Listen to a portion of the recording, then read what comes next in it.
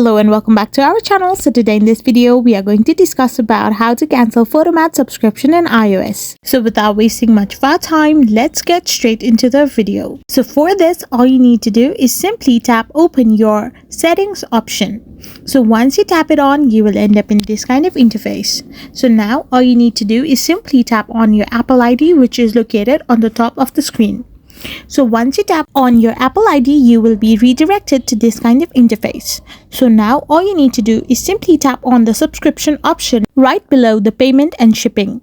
So once you tap on the subscription, you will be redirected to a different interface, which basically looks like this. So once you are here, all your active subscriptions are here. So if you have any subscription of Photomath, it will be right here. You need to simply tap on the cancel option right besides the subscription's name, and you will be able to cancel your Photomath subscription.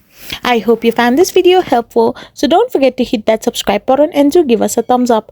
We will be back again with more informative videos. Thank you for watching, and we will be back again really soon.